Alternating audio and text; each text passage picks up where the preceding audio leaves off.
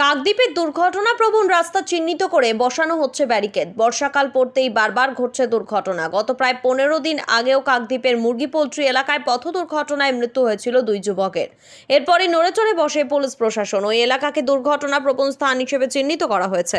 বর্তমানে ওই এলাকার 117 নম্বর জাতীয় সড়কের উপর প্রায় 350 মিটার রাস্তা জুড়ে বসানো হয়েছে পুলিশি ব্যারিকেড। 50 মিটার অন্তর প্রায় 7টি ব্যারিকেড বসানো হয়েছে। মূলত গাড়ির গতিবেগ নিয়ন্ত্রণ করার জন্য এগুলো বসানোর সিদ্ধান্ত নিয়েছে সুন্দরবন পুলিশ জেলা। জানা গিয়েছে, কাকদ্বীপ থেকে বকখালি যাওয়ার পথে এই এলাকাটি জনবহুল বাজারের প্রবেশ ও বাহির পথ।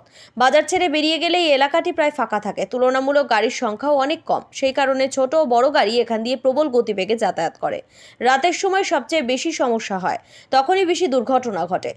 এছাড়াও কাকদ্বীপ ব্লকের বিভিন্ন রাস্তায় চলাচল করা টোটো ও মেশিন ভ্যানগুলির পেছনে রেডিয়াম টেপ ও আলো লাগানোর নির্দেশ দেওয়া হয়েছে। চলমান অবস্থায় পেছনের দৃশ্য দেখার জন্য চালকের সামনে আয়না লাগানোরও নির্দেশ দেওয়া হয়েছে। কারণ সুন্দরবন পুলিশ জেলা জুড়ে টোটোর সংখ্যা এখন অনেকটাই বেড়েছে। সরকারি পরিসংখ্যান অনুযায়ী কাকদ্বীপ ব্লকের বিভিন্ন রাস্তায় প্রায় 10,000 টোটো চলাচল করে। দুর্ঘটনা কমানোর জন্য সম্প্রতি ট্রাফিক বিভাগের আধিকারিকরা টোটো ইউনিয়নগুলির সঙ্গে বৈঠক করেছেন। তারপরই বেশ কয়েকটি নির্দেশিকা জারি করা হয়েছে। 1 মাসের মধ্যে সেই নির্দেশগুলো মেনে চলা না হলে পুলিশ প্রশাসনের পক্ষ থেকে কড়া পদক্ষেপ গ্রহণ করা হবে বলে জানিয়ে দেওয়া হয়েছে। আমাদের কিছু জায়গায় ব্ল্যাক স্পট আছে, ওই জায়গাগুলোতে তো আমরা জাস্ট রোড ওয়াইডেনিং এগুলোর কাজ চলছে, কিন্তু বর্ষা বলে কাজটা একটু বন্ধ আছে। বর্ষাটা শেষে এটা কমপ্লিট হয়ে যাবে। তো আমরা প্রাথমিকভাবে এখন কিছু জায়গায় ব্যারিকেড লাগিয়েছি যাতে গাড়ির স্পিডটা কন্ট্রোল করা যায়। এছাড়াও আমরা কন্টিনিউয়াসলি আমাদের পুলিশের চলছে, মানে পুলিশের প্রেজেন্স বাড়ানো হয়েছে। আমরা দেখতে পাবে রোডে গেলে যে আমাদের ট্রাফিক পুলিশের প্রেজেন্স বেড়েছে, এবং আমরা ওভার স্পিডিং এর জন্য চালান বলুন, ড্রাঙ্ক এন্ড ড্রাইভ রাতের ক্ষেত্রে এগুলো আমরা অনেকটা বাড়াতে পেরেছি।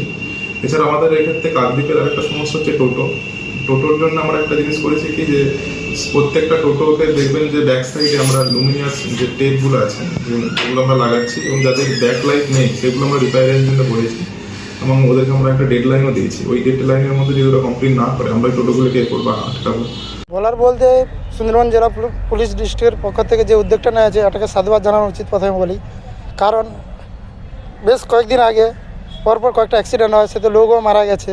এই ব্যারিকেডটা দিয়েছে বলে যানবাহনের গতি নিয়ন্ত্রণ করা যাচ্ছে। তারপর সুন্দরবন জেলা পুলিশের উদ্যোগে আমাদের সিকিউরিটি বাড়িয়ে দিয়েছে নাইটে, যাতে গাড়ির যাতায়াতের গতিবিধির উপর নজর রাখা যায়। একদম ভালো উদ্যোগ সুন্দরবন জেলা পুলিশের পক্ষ থেকে। আপনারা দেখছেন news.in, একতরফা নয়, নিরপেক্ষ খবর। আপডেটেড থাকতে সাবস্ক্রাইব করুন আমাদের চ্যানেল news.in আর বেল আইকনটি প্রেস করতে ভুলবেন না।